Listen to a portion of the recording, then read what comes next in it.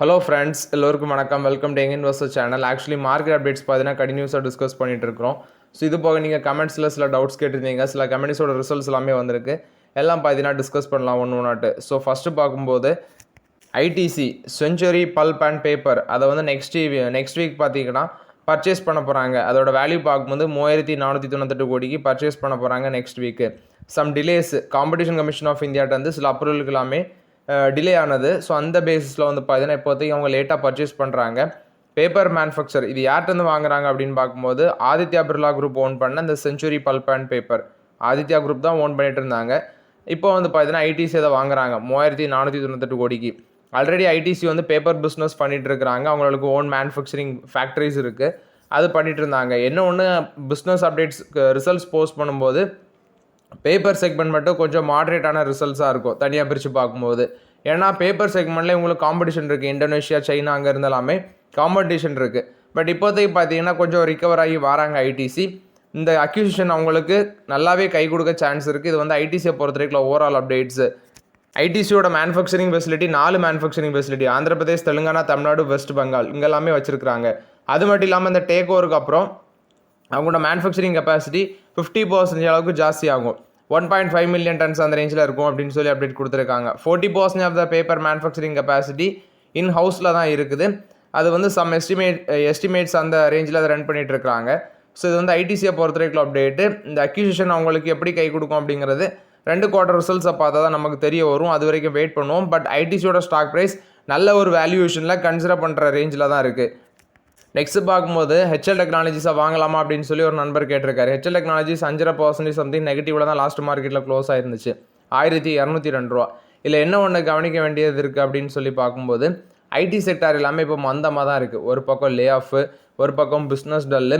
ஏதாவது ஒரு AI tool வந்து நாங்கள் கண்டுபிடிச்சிட்டோம் அப்படின்னு சொல்லி ஏதாவது ஒரு கம்பெனி பொருளை கிளப்பி விட்டாங்கன்னா மொத்த ஐடி செக்டாரையும் போட்டு மிதிக்கிறது. இது மாதிரி தான் ஐடி செக்டாரில் சுச்சுவேஷன் இருக்குது. ஆனால் ஐடி செக்டார் இப்போ இருக்க சுச்சுவேஷன் வந்து மீண்டு வர்றதுக்கு அட்லீஸ்ட் எனக்கு தெரிஞ்சு 1 இயர் டைம் எடுக்கலாம். 1 இயர் மேக்ஸிமம் டைம் இது மினிமம் 1 இயர் போட்டாலும் 2 இயர்ஸ் வரைக்கும் கூட டைம் எடுக்கலாம். ஏஐ மாதிரி அந்த டைமில் வேறு என்னதெல்லாம் வர இருக்குதோ அப்படிங்கிறதும் ஒரு கொஸ்டின் மாதிரி இருக்குது. ஸோ ஐடி செக்டார் வந்து பெருசாக எனி ரிட்டர்ன்ஸ், அதுவும் இந்த லார்ஜ் கேப் ஐடி செக்டார்லாம் பெருசாக ரிட்டர்ன்ஸ் கிடைக்குமா அப்படிங்கிறது எனக்கு எக்ஸாக்டாக சொல்ல முடியாது. சுச்சுவேஷன் இப்போ வீக்காக இருக்குது. பட் ஒரு லாங் டேர்மில் அதோட சுச்சுவேஷன் எப்படி வேணாலும் மாறலாம். ஃபண்டமெண்டலி நல்ல கம்பெனிஸ், குறிப்பாக நீங்கள் இப்போ ஹெச்எல் டெக்னாலஜிஸ் வாங்கலாமான்னு கேட்டிருக்கீங்க. 19 டைம்ஸ் ஏர்னிங்ஸில் இருக்குது. விப்ரோ, டிசிஎஸ், இது இன்ஃபோசிஸ் இது எல்லாமே இதை விட சீப்பாக இருக்குது. ஸோ அதில் ஃபோக்கஸ் பண்ணிவிட்டு இதுவும் இப்போ ஒரு வேல்யூபிள் ரேஞ்சில் தான் இருக்குது. இதுலேயும் ஃபோக்கஸ் பண்ணலாம். ஸ்லோவாக யூஸ் பண்ணுங்க ஐடி செக்டாரில். ஏன்னா அவங்க போஸ்ட் பண்ண எல்லா ரிசல்ட்ஸுமே மாடரேட்டாக தான் இருக்குது. எந்த கம்பெனிஸுமே பெர்ஃபெக்ட் ரிசல்ட்ஸ் போஸ்ட் பண்ணலை. ஆட்ரிஷன் ரேட் இன்க்ரீஸாக இருக்குது, பெருசாக ஹையர் பண்ணலை. ஸோ அதை பேஸ் பண்ணி நீங்கள் ஃபோக்கஸ் பண்ணுங்கள். ஹெச்எல் டெக்னாலஜிஸ் இப்போ இருக்க ரேஞ்ச் வந்து ஒரு ஆப்பர்ச்சுனிட்டி ஜோன் தான். ஆனால் நீங்கள் வந்து அதை ஸ்லோவாக யூஸ் பண்ணிக்கோங்க. நெக்ஸ்ட்டு கேம்பகோலா இந்தியாவில் 4th லார்ஜஸ்ட் சாஃப்ட் ட்ரிங்க் அந்த ரேஞ்சை அவங்க பிடிச்சிருக்காங்க. இந்த பிராண்டோட சேல்ஸ் பார்க்கும்போது 4700 கோடியாக இருக்குது. ரிலையன்ஸ் இண்டஸ்ட்ரீஸில் மட்டுமே Q4 ஃபினான்ஷியல் 26ல் 7350 கோடி ரெவன்யூ வந்துச்சு. ரிலையன்ஸ் கன்சியூமர் ப்ராடக்ட்ஸில் ஃபுல் இயர் ரெவன்யூ 22,000 கோடியாக இருக்குது. இதில் இந்த கார்பனேட்டட் ட்ரிங்காக இருக்கிற கேம்பா மட்டுமே ஃபினான்ஷியல் 26ல் அவங்களோட கிராஸ் சேல்ஸ் 4700 கோடியாக இருக்குது அப்படின்னு சொல்லியிருக்கிறாங்க. இது ஏன் இப்படி ரீச் ஆச்சு அப்படின்னு சொல்லி பார்க்கும்போது மற்ற கம்பெனிஸ் பாட்டில் 20 ரூபாய்க்கு விற்கிறாங்கன்னா இவங்க 10 ரூபாய்க்கு விற்றுருவாங்க. அது ஒரு ரீசன். ரேப்பிடாக மார்க்கெட் வந்து அதாவது மார்க்கெட்டில் ஷேர் வந்து ரேப்பிடாக எக்ஸ்பென்ஷன் ஆகிட்டு ஷார்ட் டேர்ம் ஆஃப் பீரியடில். ஸோ இது வந்து ரிலையன்ஸ் இண்டஸ்ட்ரீஸோட கேம்பகோலாவை பொறுத்த வரைக்கும் update. Reliance industries limited actually இவங்க ஒரு new energy business scale up பண்ணுறாங்க. Green ammonia, battery storage plus வந்து solar operations. South Korean based கம்பெனியாக இருக்கிற சாம்சங் சிஎன்டி அவங்களோட $3 பில்லியன் ஒரு கான்ட்ராக்ட் போட்டிருக்காங்க. $3 பில்லியன் கால அளவுன்னு பார்க்கும்போது 15 year contract second half of financial 29ல் ஸ்டார்ட் ஆகுது. ரிலையன்ஸ் இண்டஸ்ட்ரீஸ் பார்த்தீங்கன்னா க்ரீன் அமோனியா வந்து இவங்களுக்கு சப்ளை பண்ணுறாங்க. சவுத் கொரியன் ஃபார்மாக இருக்கிற சாம்சங் சிஎன்டி கார்பரேஷன் அவங்களுக்கு சப்ளை பண்ணுறாங்க. $3 billion worth of contract, 15 year contract, financial 29ல் செகண்ட் ஹாஃபில் இது ஸ்டார்ட் ஆகும் அப்படின்னு சொல்லி அப்டேட் கொடுத்துருக்காங்க. இது வந்து ரிலையன்ஸ் இண்டஸ்ட்ரீஸ் கொடுத்தா ஒன் ஆஃப் த பாசிட்டிவ் அப்டேட்டாக இருக்குது. அது மட்டும் இல்லாமல் இவங்களுக்கு ஜாம்நகரில் பார்த்தீங்கன்னா குஜராத்தில் ஜாம்நகரில் சோலார் மாடியூல்ஸு ப்ளஸ் வந்து 20 GWh lithium ion phosphate battery storage manufacturing facility setup பண்ணிகிட்டு இருக்கிறாங்க. ஸோ இதோட அது ஆப்ரேஷனலுக்கு வர்றது நெக்ஸ்ட் ஃபியூ இயர்ஸில் வரும் அப்படின்னு சொல்லியிருக்கிறாங்க. இது ரிலையன்ஸ் இண்டஸ்ட்ரீஸை பொறுத்த வரைக்கும் overall update. Next Sun Pharma $12 billion worth of அந்த ஆர்கனன் டீல் கிட்டத்தட்ட பார்த்தீங்கன்னா ஃபைனலைசிங்கில் இருக்குது. அந்த டீல் வந்து ஃபைனலைஸ் ஆகுது. அறிவிப்பு விரைவில் வரும் அப்படின்னு சொல்லி அப்டேட் கொடுத்துருக்காங்க. அனௌன்ஸ்மெண்ட் எக்ஸ்பெக்டட் சூன் அப்படின்னு சொல்லி ஆர்டிகல் வந்திருக்கு. $12 பில்லியன் அந்த ஆர்கனன் அப்படிங்கிற கம்பெனியை டேக் ஓவர் பண்ண இருக்கிறாங்க. அது வந்து விமன் ஹெல்த் கேர் பேஸ் பண்ணி இருக்கிற கம்பெனி அந்த ஆர்கனன் அப்படிங்கிறது. ஸோ அவங்களோட போர்ட்ஃபோலியோன்னு பார்க்கும்போது விமன் ஹெல்த், பயோசிமிலர் சில பிராண்ட்ஸ் வச்சுருக்காங்க. அடுத்து ஃபெர்டிலிட்டி பேஸ் பண்ணி வச்சுருக்காங்க. கான்ட்ராசிபேஷன், ஓஸ்டியோபோரோசிஸ், மெனோபாஸ் இது பேஸ் பண்ணி பிஸ்னஸ் இருக்குது. ஸோ இது சன்ஃபார்மாக்கு ஒரு பாசிட்டிவ் அப்டேட்டாக இருக்குது. நொமுரா பைக்கால் கொடுக்குறாங்க சன்ஃபார்மாக்கு 1960 டார்கெட் ப்ரைஸ் சொல்லியிருக்கிறாங்க. இது சன்ஃபார்மாக்கு அவங்க டார்கெட் ப்ரைஸ் கொடுத்துருக்காங்க. Ashoka Buildcon $72 million worth of deal பார்த்தீங்கன்னா இவங்களுக்கு கிடச்சிருக்கு. இது ஒரு power project. $72 million worth of power distribution project அங்கோலாவில் வின் பண்ணியிருக்கிறாங்க. இது நெக்ஸ்ட்டு இவங்களுக்கு ஷெடியூல்ட் ஆகுறது 24 மந்த்ஸில் ஷெடியூல்ட் ஆகும் அப்படின்னு சொல்லி அப்டேட் கொடுத்துருக்காங்க. 13 equity mutual fund actually 22% CAGR growth அந்த பேசிஸில் 18 ரிட்டர்ன்ஸ் கொடுத்துருக்கு 5 இயர்ஸில் லம்சம் இன்வெஸ்ட் பண்ணி பார்க்கும்போது. First gain on deploying at once ஒரு 13 ஈக்விட்டி மியூச்சுவல் ஃபண்ட்ஸ் பார்த்தீங்கன்னா இந்த ரேஞ்சில் ரிட்டர்ன்ஸ் கொடுத்துருக்காங்க. இதில் ஃபஸ்ட் இருக்கிறது Motilal Oswal mid cap fund 24.27% returns கொடுத்துருக்கு லம்சம் இன்வெஸ்ட்மெண்ட்டில். 1 lakh இன்வெஸ்ட்மெண்ட் 2.96 லேக்காக மாறி இருக்குது. After that Bandhan small cap fund, இந்த Bandhan small cap fund 23.56% lump sum இன்வெஸ்ட்மெண்ட்டில் ரிட்டர்ன்ஸ் கொடுத்துருக்கு. 1 lakh ஃபண்ட் வந்து இப்போ 2.87 லேக்காக மாறி இருக்குது. நெக்ஸ்ட் நிப்பான் இந்தியா மியூச்சுவல் ஃபண்ட், நிப்பான் India growth mid cap fund, நிப்பான் இந்தியா ஸ்மால் கேப் ஃபண்ட். இதில் ஃபஸ்ட் இருக்கிறது 23.33% CAGR growth கொடுத்துருக்கு லாஸ்ட் 5 இயர்ஸில். அதே மாதிரி Nippon India small cap fund 23.15% returns கொடுத்துருக்கு.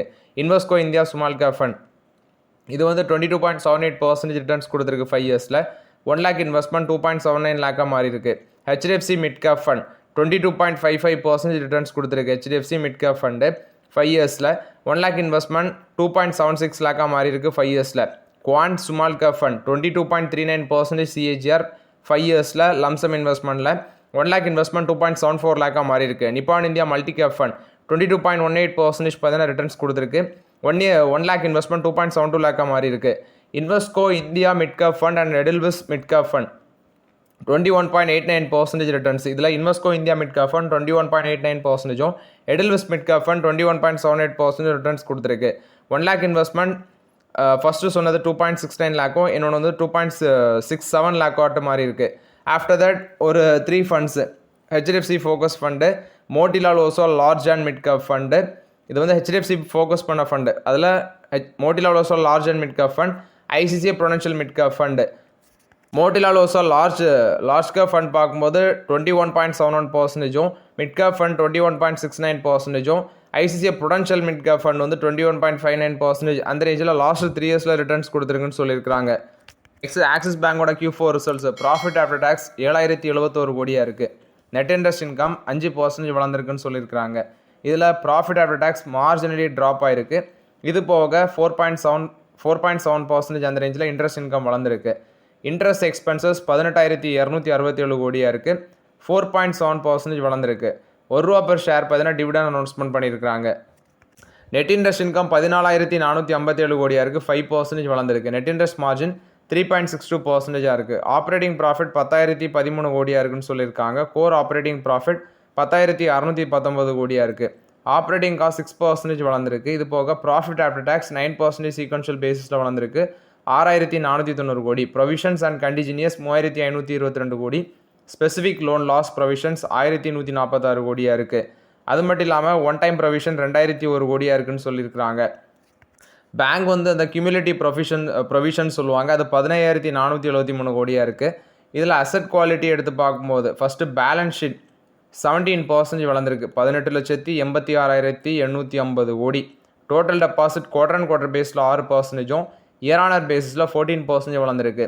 கரண்ட் அக்கௌண்ட் டெபாசிட் 7% வளர்ந்துருக்கு குவார்டர் அண்ட் குவார்டர் பேஸில், இயர் ஆனர் பேஸில் 11% வளர்ந்துருக்கு. Saving deposit 7% quarter and quarter பேஸிலையும், இயர் ஆனர் பேஸில் 11% வளர்ந்துருக்கு. Term deposit 5% quarter and quarter பேஸிலையும், 16% இயர் ஆனர் பேஸ்லையும் வளர்ந்துருக்கு. CASA deposit in total deposit 40% இருக்குது.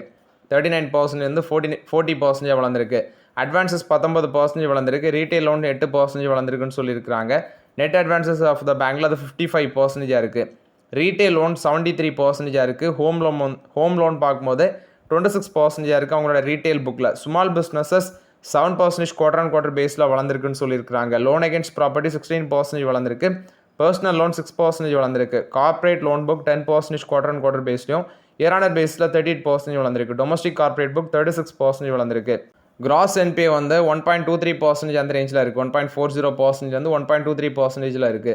அதே மாதிரி நெட் என்பிஏ 0.42% வந்து 0.37% அந்த ரேஞ்சில் இருக்குன்னு சொல்லியிருக்கிறாங்க. ஸ்லிப்பேஜஸும் கம்மியாக இருக்குது. 4709 கோடியாக இருக்குது. குவார்டர் ஆன் குவார்டர் பேஸ்லையும் கம்மியாக இருக்குது, இயர் ஆன் இயர் பேஸஸ்லையும் கம்மியாக இருக்குன்னு சொல்லியிருக்கிறாங்க. இது வந்து ஆக்சிஸ் பேங்க் போஸ்ட் பண்ண ரிசல்ட்ஸ் அப்டேட். ரிசல்ட்ஸ் எனக்கு திருப்திகரமாக இல்லை. மற்ற செக்மெண்ட்லாம் வளர்ந்துருக்கு.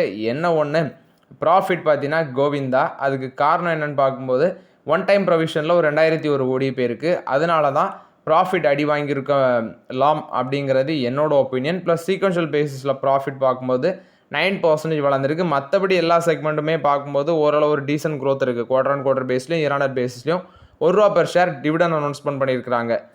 அமேசான் இந்தியா 2800 கோடி பார்த்தீங்கன்னா இன்வெஸ்ட்மெண்ட் பண்ணுறதுக்கு பிளான் போடுறாங்க. அண்ட் ஆப்ரேஷனை வந்து ஸ்ட்ரென்தன் பண்ணுறதுக்கு அவங்க குயிக் காமர்ஸ் செக்மெண்ட்டில் ஃபோக்கஸ் பண்ணுறாங்க. இது அமேசான் இந்தியா கொடுத்த அப்டேட். ஆர்பிஎல் பேங்கோட Q4 ரிசல்ட்ஸ். ப்ராஃபிட் 3 மடங்கு வளர்ந்துருக்கு, 230 கோடி. நெட் இன்ட்ரெஸ்ட் இன்கம் 6.9% வளர்ந்துருக்கு, 1670 கோடி. இது போக அதர் இன்கம் 1068 கோடியாக இருக்குது. கிராஸ் என்பிஏ 1.88%லேருந்து 1.45% கம்மியாக இருக்குது. நெட் என்பிஏ 0.55%லேருந்து 0.39% கம்மியாக இருக்குது. ஸோ நெட் இன்ட்ரெஸ்ட் மார்ஜின் 4.41% இருக்குது. ப்ரீவியஸ் குவார்ட்டரில் 4.63% இருந்துச்சு அப்படின்னு சொல்லி அப்டேட் கொடுத்துருக்காங்க. ப்ரொவிஷன் 678 கோடியாக இருக்குது, ஸ்லைட்லி ஹையராக இருக்குது. பட் இயர் ஆன் இயர் பேஸில் லோவராக இருக்குது அப்படின்னு சொல்லி அப்டேட் கொடுத்துருக்காங்க. இது ஆர்பிஎல் பேங்க் போஸ்ட் பண்ண results update. So okay friends, actually இந்த வீடியோவில் சில இம்பார்ட்டன்ட் அப்டேட்ஸ் எல்லாமே டிஸ்கஸ் பண்ணோம். அந்த வீடியோ உங்களுக்கு பயனில் தான் இருந்துச்சுன்னா லைக் பண்ணுங்கள், சப்ஸ்கிரைப் பண்ணுங்கள், கமெண்ட் பண்ணுங்கள். Okay friends, thank you.